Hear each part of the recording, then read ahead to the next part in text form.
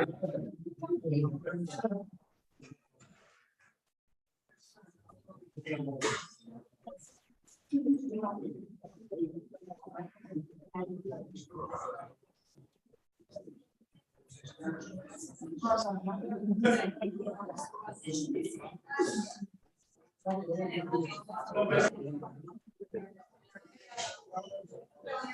Salah, can you hear me?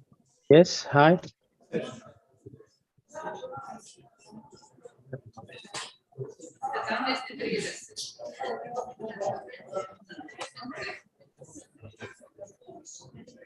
So, is it going to be the pre-recorded video or me presenting?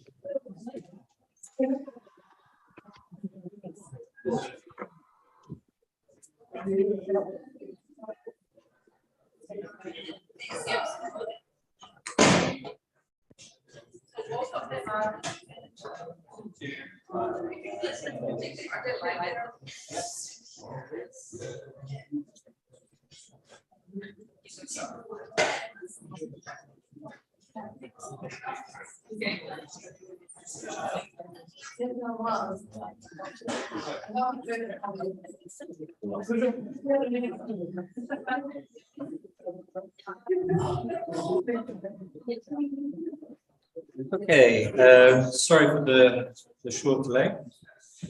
So we'll now be starting our PhD division. So as mentioned previously, we have two candidates for our session today. First off, we have Salah. If you would kindly like to introduce yourself to the audience and our judges. Thank you. Hello, everyone. My name is Saleh Koumeis. I'm doing a PhD in electrical and electronics engineering within Imperial College in collaboration with the Department of Earth Science. I have 5 years experience previously at Saudi Aramco, and I'm from Jeddah, Saudi Arabia, and I'm now based in London. Great, thank you very much. Apologies for the background noise there. Okay, so I will get your presentation started and we will follow that with questions from the judges. Thank you.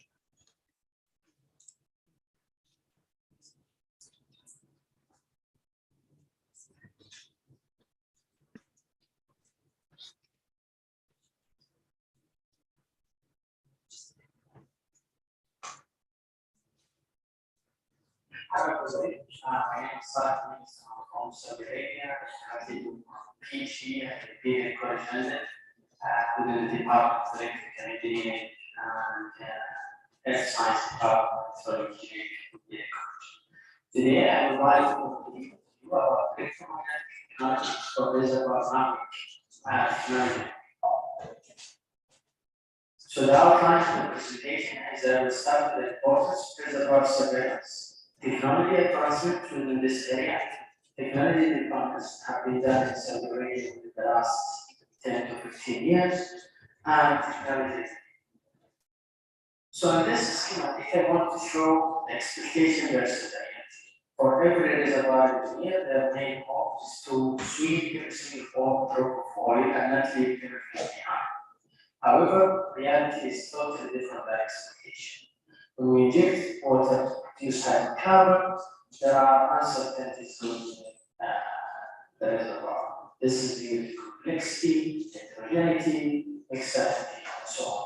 So we end up not producing what you really want to produce.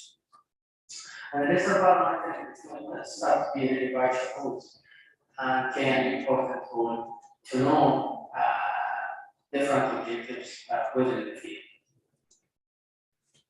So sweep efficiency evaluation, lab oil identification, infilling with placement, enhanced oil recovery planning and monitoring, and maximizing oil recovery are one of the main objectives for reservoir management. So in this schematic, I want to show bridging the scale here. The x-axis, you can see the range in meters, and the resolution in the y-axis is also in meters. So the current technology is that we have advanced mapping from catalysts, which can have very sharp investigation, and the rods where we can apply to the within the wellbore a few inches far from the wellbore. And we have the science that can penetrate through information and go deep for information, but unfortunately it has very low resolution, which cannot give us the optimal solutions.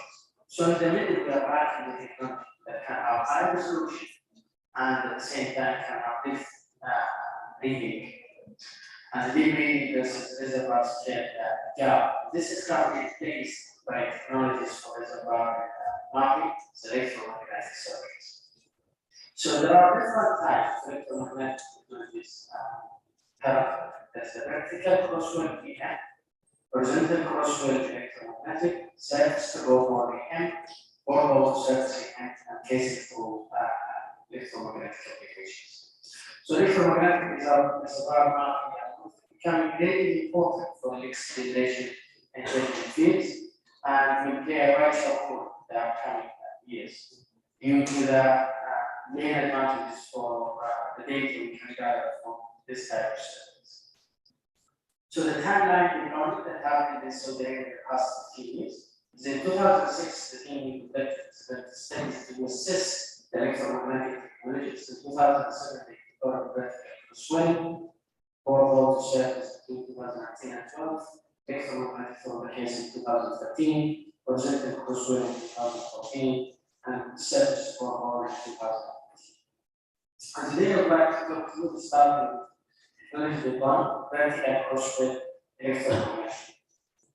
So basically, you place one of the transmitters and then G-fiber and one of the receivers, array of receivers with the diffusers, and then you start to propagate the electromagnetic signals propagated to the receiver bus, and then it's displayed, and again sending the electromagnetic signals to the receiver bus in order to receive the signal and then do communication. And this is basically the techniques for the crosswell electromagnetic technology. So the survey acquisition, basically 2007, was done in an area, a field called Harab, Saudi Arabia, and the distance was 850 meters apart between the injector and the kidney. And this is a huge gap between this, and it's really difficult for the signal to was received. So it was suggested to really avoid the intermediate and really conduct two surveys of crosswell vertical between Wood's A and Wood's BA, and from that you can derive the distance of the crosswell electromagnetic between Wood and S. It was done in two parts, and then we derive from that crosswell electromagnetic resistivity, and from the crosswell electromagnetic resistivity we derive crosswell voltage distribution.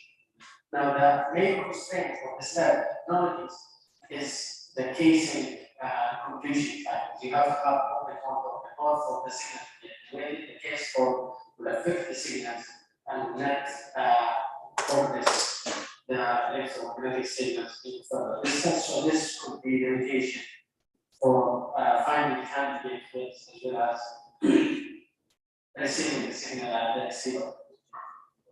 In 2014, the team has conducted the same technology approach, however, in horizontal. This is really intelligent, smart. Basically, you start to get the electromagnetic signals. It was done in coiled tubing wireline services using drivers in order to go very deep into that horizontal. And it has sensitivity information related to conductivity, frequencies, and wave spacing. So a huge pre-survey studies was done with a different team members about description, geologists, reservoir engineers, and all people were put on the table to demonstrate this technology that we did that. The challenge is we have two main naturally fractured reservoirs separated by 89 zone. The challenge is we have tight matrix fractured corridors and even super efficiency, water breakthrough link to wells, fracture orientation. The workflow basically is we have done the scaling measurements and programming the geological model, and then different scenarios as the parcellation to have different sorts of concentration, and then from that we provide the resistance on the resistivity and the simulation we provide water separation series technologies. This is workflow meaning all crosswell electromagnetic technologies. And the team suggested at the time that potential well could be drilled in that area, and there is high. When this project was handed to the R&D center, at the time they felt that they have sweet single oil, there's no oil in that area, and the team were confident that there should be no oil in that area. So R&D, let's have a big deal to the area. Luckily, the team have found hydrocarbon based on this technology. We were recovering hydrocarbon this from this exploration oil model 2015, and well was set for production for a few months. The capital cost, the paid revenue, and this is the one most important is we maximize this is the main benefits of deploying such technologies. And this technology now is moving forward with different applications, including CO2 monitoring and injection within crosswind electromagnetic. The borehole to surface electromagnetic, this was done in 2012, and the idea was to map the waterfront movement in the bypass oil zones, and 4 kilometers from single wood survey. The survey area with the receiver lines, wind location, water injection front related to borehole to surface electromagnetic acquisition. Then it was the two reservoir, upper reservoir, lower reservoir, and it was in the same area as 2007. And the same thing is we have covered among waterfront within 3 to 4 kilometers. This is previously solid one of technical example. The capacity of oil water distribution in certain reservoir is found in the restrictive induced polarization anomalies in the layer being counted. And it requires 21 survey to obtain a map of fluid distribution of reservoir, and eventually we have achieved our objectives. Surface to borehole electromagnetic. This is a very interesting topic. I was in the field in that department. It's a very big mega project. High power electric surface transmitter. The idea was designed in a time-lapse survey where you have permanent surface electrodes, and then you have a ground water sequence electric characteristics. And the idea is to deploy this technology within 15 years, and then you do it every 5 years when you conduct the survey and see the water movement each 5 to 7 years. And this is basically a schematic showing the surface electrodes. On the left-hand side, you can see how this is put in the water and freeze in order to keep it for a long time. And this is the surface electrode installation to make sure the cameras cannot be affected and the pipelines cannot be affected by the signal. So it was really difficult to make this into real life scenario because it's going to be for 20 to 25 years, make sure there's no pipeline, there's no projects going to be there, will not affect the animal life there. But there are 48 diagonal transmission locations. You can see them in the blue areas there, and it was conducted in an L shape. And basically, we want to measure the electric field and the magnetic signals at the time, and basically to see if we can get information from the magnetic field and from the electric field, which is always the case. And there is only one receiver, and the receiver this is in the middle, and then you start to get the electromagnetic signals with a specific frequency, and then you receive it, and then from that you try to correlate the rows and the previous data you have done. And there are 48 transmissions to cover an area of about 5 to 6 kilometers. And the distance between that one diagonal to another is 200 meters. It's an open surface borehole technology. Was tested for the first time over electric deep reservoir, and the development of a new power electric transmitter cable producing 2,000 volts and 500 ampere excellent current interface for signal to noise enhancement for stacking. And the new design of shallow borehole surface electrodes incorporated engineering standards for the preparation of iron tests of catalytic protection, and the surface electrode design was able to receive and achieve low contact resistance around 2.1 ohm in a desert environment that minimize the impact of galvanic distortion caused by the surface heterogeneities. It was really interesting to be in the field at the time, witnessing the deployment of this technology and are successful in a very big scale and prove the electromagnetic technology science by showing not only the development but also to produce hydrocarbons, hydrocarbons. Finally, I want to touch on basic electromagnetic, and basically this is program 2013 or 2011. It's electromagnetic through different configurations. It's a portable surface configuration, electrical connection on the two casing survey, and basically put the coil around the casing and then we get the signal and see if we can see the cells and then the connection of the electrode in the downhole casing configuration. And it was a study to assist if this technology can be achieved, and we are making it from time to time. And to see here, you can see in the figure the change in cells, the electric field for different positions or different configurations for the boundary between oil and water, relative to the field for the same boundary around 500 meters from the well. And there is a high sensitivity, and the different configuration showing that the overall casing provides distribution valve to inject the electric current into the earth's surface down into the reservoirs of the borehole.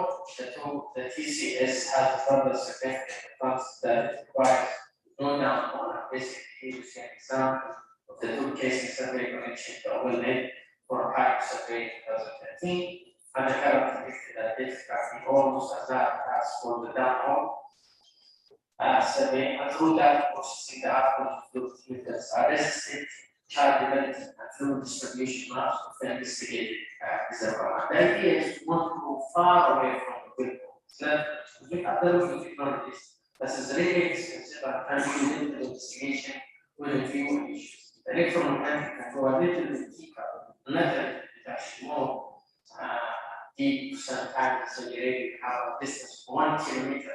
And we have achieved this 1.3 kilometers between 2 wells, and we recover an hydrocarbon. So this shows an important tool for cross-well electromagnetic and how electromagnetic and how can we advance that in the future of the community. Sensors, technology deployment, operation costs, and lower the cost of this technology to be deployed in different scenarios. So the electromagnetic components have 3 or 4 main pillars: transmission and position, processing, and interpretation. It's a collective effort that needs a lot of expertise within the area. However, once the guidelines are set, the technology can be deployed. And this is brief comparison of the electromagnetic technologies, and touch a little bit about the different technologies. So we have covered the vertical crosswell, horizontal crosswell, surface to borehole, borehole to surface, and electromagnetic propagation. And eventually, all we give resistivity maps on 2D, 3D, and then other can give other information such as polarization and chargeability effect. And the distance could be limited in the vertical crosswell depending on the casing, and the technology sometimes can be really limited to the type of casing some of the wells have. If it's open hole, fiberglass, or case stone. Surface borehole, it requires only 1 well, and the location of the transmitter is based on the household is of the transmitter, how the signal are going to pick up for the signal to resolution to do the stacking after you acquire the signals, and the sending times sometimes different technology could take a few hours, and sometimes take a few days depending on the objective. At the end, we are the R&D stage of this type of technology is not a daily type of technology where you kind of rely to everyday. Mostly frequency range is dealing with information sensitivity and connectivity with information, but in most cases it was between or below 100 Hz, which is a very low frequency order for the signal to propagate through the formation. That concludes my presentation. Thank you very much for listening. I really would love to be here in the city of Croatia. However, if I make it, then that's going to be great. If not, then thank you very much for listening. And be happy to answer any questions that you need. Thank you very much.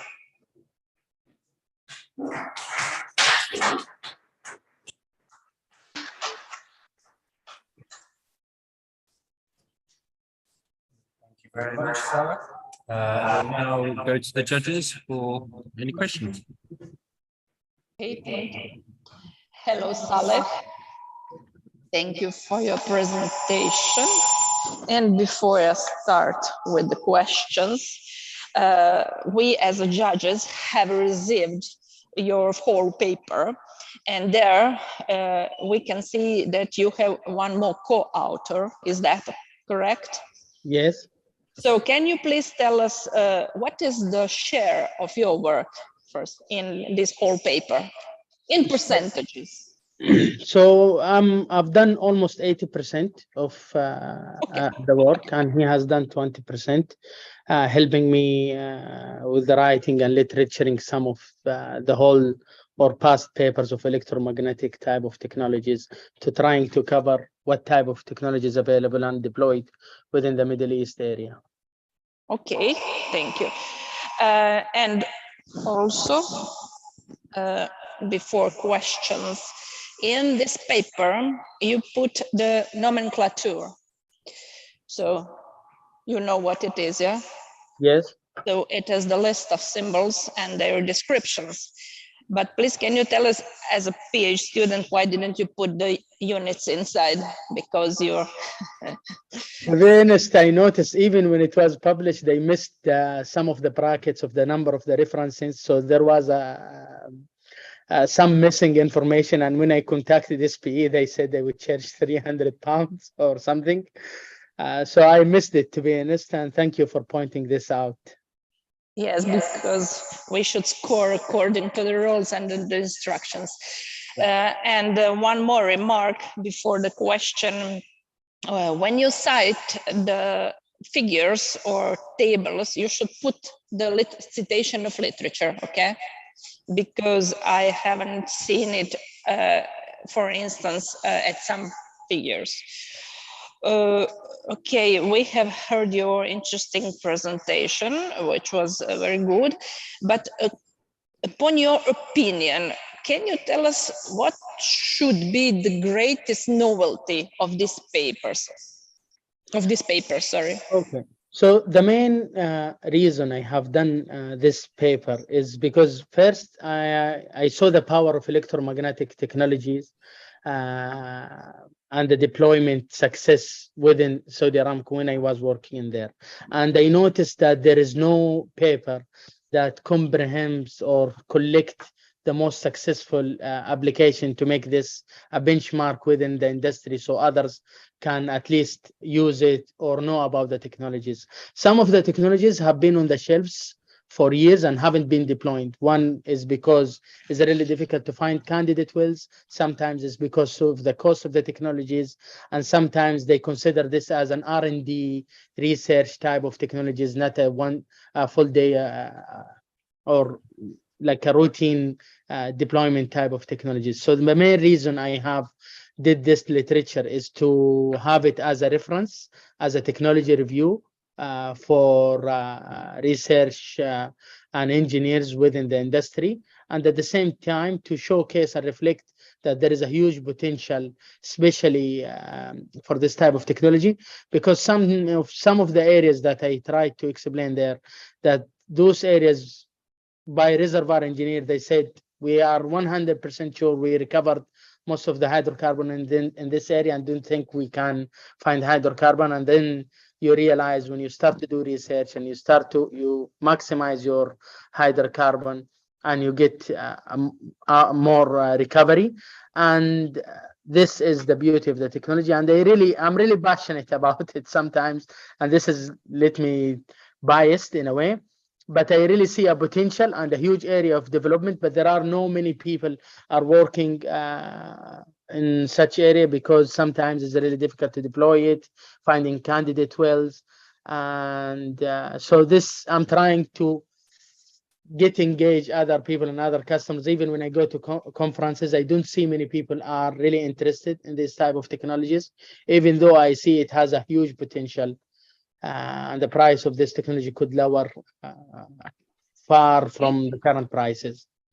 Okay, if we can just shortly conclude this question, I think that the novelty will be the survey of the technologies that you briefly compared in that table. So for Exactly. now, but this should just be a starting point for something that could be a PhD thesis. Exactly. Okay, and we just didn't understand good at the beginning. Are you a petroleum engineer or not? So I'm an electrical engineer, but I Electrical. worked as a geologist, petrophysicist, and a reservoir engineer within 5 years. So I had a whole exposure within the technology developments. This is why the motivation started to grow further. But I am a petroleum engineer by job, by education. I'm an electrical engineer and electromagnetic specifically. Okay, we thought that we heard electrical engineers, so we just. So yeah, it's Thank true. you very much. Thank you.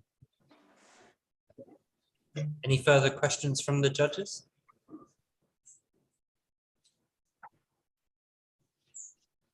Okay, thank you, Salah. No further questions from the judges. Congratulations on your presentation, and we'll be in touch soon. Thank you. Take care, everybody. Bye-bye.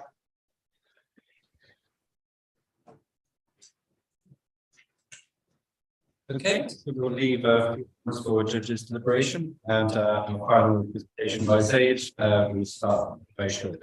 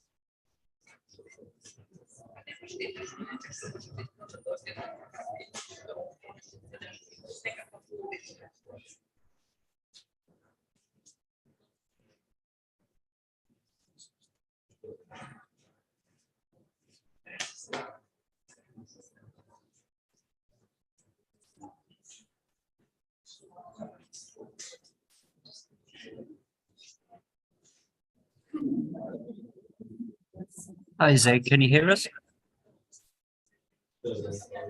Yeah, I can hear you. Fantastic, thank you. Okay. Okay, Zay, before I play your presentation, would you like to introduce yourself to the judges and our audience here?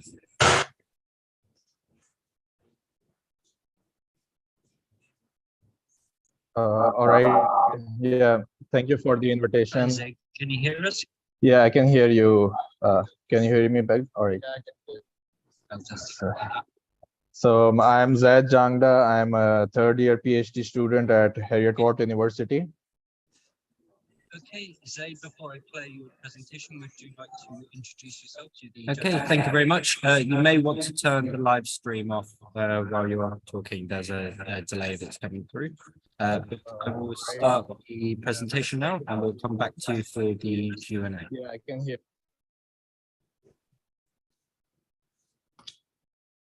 Yeah, sorry. Is it okay now? Yeah, all right. So yeah, I'm a third year PhD student at Heriot-Watt University. So I'm a petroleum engineer by background. So I've done my bachelor's and master's both in petroleum engineering. And right now I'm doing my PhD in geoenergy engineering. So my topic is related to storing hydrogen underground as we are moving towards cleaner energy resources. So there are lots of techniques that have been utilized by petroleum engineers that can be utilized for hydrogen storage as well. And I think you'll get to know more about my research in my presentation. Thank you. Thank you very much. Hello everyone, I'm Sarah Doctor, PhD student at Heriot-Watt University. My research is focused on 3D visualization experiments for hydrogen storage. I'm delighted to be able to participate in this contest and thanks for the opportunity. Check some users from this work, this presentation, but I will also be sharing how we have conducted experiments and as that part will also be important and should be given its due importance.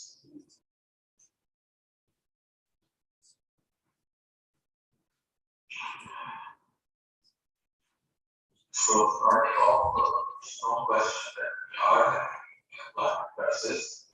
Major changes are required in all aspects of life, whatever disaster, especially I would say collective organization to efficiently and sustainably utilize energy resources. So in order to cut down emission, there is a focused transition to cleaner energy resources, which is actually very challenging task. So of these, the hydrogen is currently being considered as a nuclear in the efforts towards net zero. So whether or not hydrogen is the answer, the time will tell. So we have to wait and see. Well, the EU and EU was not really betting on hydrogen. The targets that were set in 2021 for both hydrogen usage and production were updated significantly after just 1 year. Significant investment is being done in the sector as more aggressive targets are being set, like 3% of industry to transition to green hydrogen by 2030. So if this much amount of hydrogen will be produced and used, significant storage capacities will be required. And underground storage is the most viable option. That's where also the experience of the petroleum industry comes in. The subsurface is the realm of the oil and gas industry. And from that research, all the way to reservoir and production management, the industry can really get smart. Underground storage refers from CCS as a recycling process, with the hydrogen produced from electrolysis powered by renewables to be kept underground and stored in periods of excessive supply and pushed back to use in times of high demand. So right now, there are more than 30 underground storage projects underway in Europe, all at different stages. Like Austria is currently doing the first pilot for 100% underground hydrogen storage. But when this all be straightforward, we have been storing gas underground for a long time, but it's not hydrogen. So hydrogen poses its unique challenges when talk about storing it underground due to its distinctive properties. It is highly diffusive and reactive. So we need to exactly know what will happen at the core scale when hydrogen is injected and then produced back. So this is what my work focuses on and have a background in engineering obviously we have this.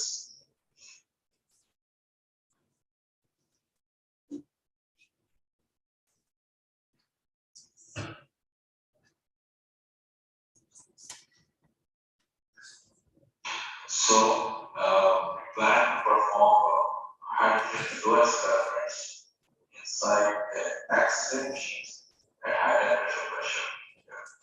Sounds straightforward, maybe by viewers for quite a surprise. And we realized why no one had ever done it before.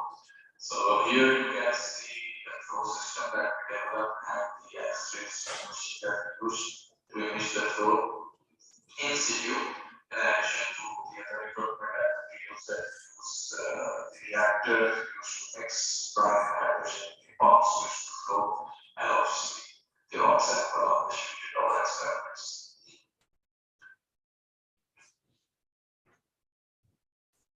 So I would like to share with you all the roller coaster ride that we had to our experiments, and hopefully many researchers can also relate to this. So the preparation for the experiment is oftentimes much more time and consuming than the actual experiments themselves. So I tried to relate to a few to a ride in Disneyland. And if you go to these theme parks, usually the longest queues are for the most challenging rides. The ride itself is short, but then you feel the thrill of it for like a long time ago. So in a similar way, preparation took a long time. That we did our small experiments, which also were not that small, but then we had data to analyze from where we could share quite interesting news. So many people seem to disregard the approach done before the experiment, and I would like to also highlight that in this presentation.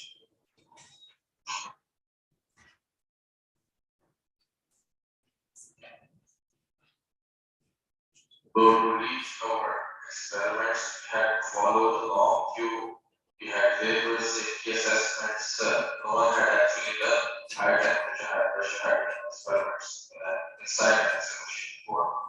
And we had failed experiments, but then finally managed to perform successful experiments. And hopefully it was worth the effort. When we finally managed to set everything up, when we finally reached the end of the long queue, this is how the system looked. We had 4 pumps and a reactor connected to the flow system sitting inside the microscope machine. Everything's tested to work at high temperature, high pressure. And you can see all the state rates, which allows us to take a full 360 image of the rock sample after each flow step. So coming on now, we have to perform the experiments, which is the ride. So basically, we did 2 cycles of drainage and emission. We injected hydrogen into a brine saturated sandstone at 50 degrees centigrade and 100 bar pressure, and then produced it back by displacing it again with brine. So both these processes commonly known as drainage and emission. So we scanned the sample after each cycle. The difference between the 2 cycles was that the first equilibrium was with equilibrated brine, which is brine which was pre-equilibrated with hydrogen, and the second cycle of equilibrium we did with non-equilibrated brine. So this is an important part to remember for the rest of the presentation.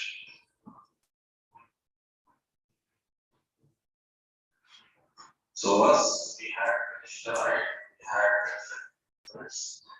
But those results also had to be analyzed meticulously. So from the raw data, we had to filter the images and then to segment them in different phases to perform both the qualitative and quantitative analysis. So reaching from A to C, that is from the raw to the segmented images, also quite cumbersome. And again, people who have been working with software can probably here as well. So we segmented all the data, and I'll just show you an example of how it looked at 3D. So this is the stage after drainage. If we remove the raw grains, we have brine and hydrogen with the pore space. And if we then remove the brine base and isolate the hydrogen, we see that hydrogen is mostly connected in a single large area. This is the stage after drainage. As I mentioned earlier, we did 2 drainage steps. So if you visually see both the hydrogen phases after each drainage, so you can visually see that they look very identical. And this will also be reflected in the quantitative analysis. When we displace hydrogen obviously some of it is displaced and recovered, while the remaining hydrogen breaks down into smaller trapped ambient and hydrogen saturation increases. So all these colors here represent hydrogen, but each color represents an individual cluster or atom. So the difference you can see after drainage and after inhibition is that after drainage, most of the hydrogen was in one large collected ganglion. After inhibition, this is the trap, which breaks down into smaller clusters and gets trapped within the organ.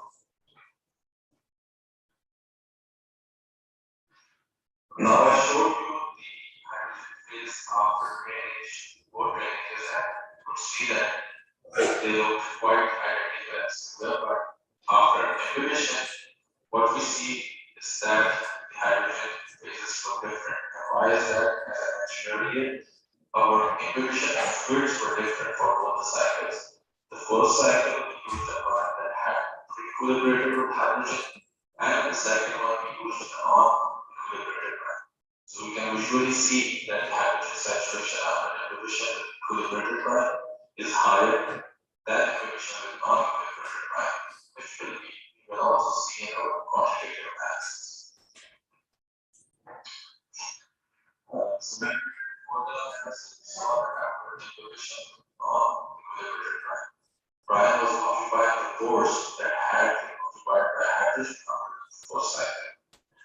And we do think that this is due to hydrogen dissolving in brine at temperature and pressure of our experiments. So this was quite a revelation for us, and it was unexpected. No one had considered that hydrogen dissolving in water or brine, but this will have to be taken into consideration when we are implementing it on the field scale. So then we started off with the quantitative analysis to estimate how much hydrogen would be stored in the sheet, then how much would be left trapped by this pushed back. So we get an initial hydrogen saturation of around 36%, which is draining, and you can see the numbers quite resemble each other after drainage saturation. After inhibition, the hydrogen saturation decreases to around 25% and we did inhibition with the equilibrated brine, and it goes down to 90% when we do inhibition with non-equilibrated brine. So we also here clearly see that the saturation profile is also matched for both drainage, but there is a difference between the inhibition profiles.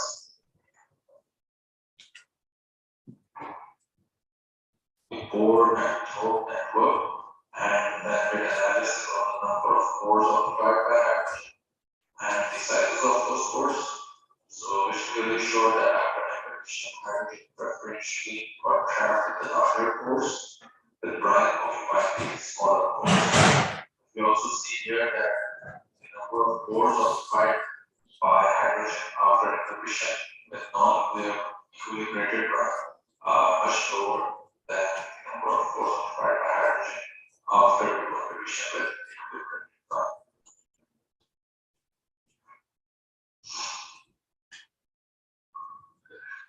We also did analysis for verticality by using the images we measured contact angles. So our results match with the results in the literature where a similar method has been used. However, since hydrogen experiments are currently at a very nascent stage, there is a wide range of results that have been reported, and we are yet to reach consensus on what is exactly the verticality state that could be expected in an underground hydrogen storage system. So this is also an opportunity for further research. And with this, I try to wrap up things by saying that storing hydrogen underground will be challenging. And again, I would like to emphasize that the expertise of the oil and gas industry, both in terms of R&D and implementation, will be key, as many of the challenges associated with this have been tackled successfully for oil and gas system. So underground hydrogen storage can benefit from this expertise, and there are a lot of phenomena that need to be understood before selection of the right subsurface system store hydrogen. And there are many terms on this slide also that we as petroleum engineers quite relate to, and they are part in implementing hydrogen storage systems at the ground on a much larger level. To do this round of this talk, I would summarize the key points and our plan for the future. This work being presented for the first time, 3D visualization of hydrogen entrapment and hydrogen conditions. We observed that hydrogen preferentially occupied larger pores. We observed that fusion of hydrogen in the water. So, I mean, the amount of hydrogen in the pore space is so small compared to water that it dissolves there. And then you see the difference when we check the non-hydrogen fluoride brine. We have also done some experiments on other rock samples, and we also plan to synchrotron experiments where we can also see dynamics, fluid dynamics that are there in the pore space in real time. So that would be quite interesting. With that, I would like to conclude my presentation and thank you everyone for listening. And I would like to thank my supervisor, my co-authors, and all the people in the lab who had experiments. And if anyone has any further questions or would like to know more about my work, please feel free to contact. Thank you so much.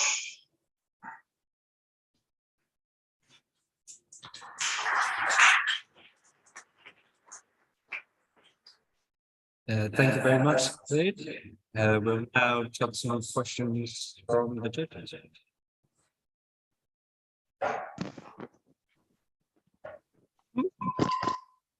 Zaid, thank you for your presentation and Thank for you. all presented results of your research. I have two questions and they are connected. The first question is, could you tell us whether underground hydrogen storage is currently being implemented in the UK? If yes, is it short or long-term storage?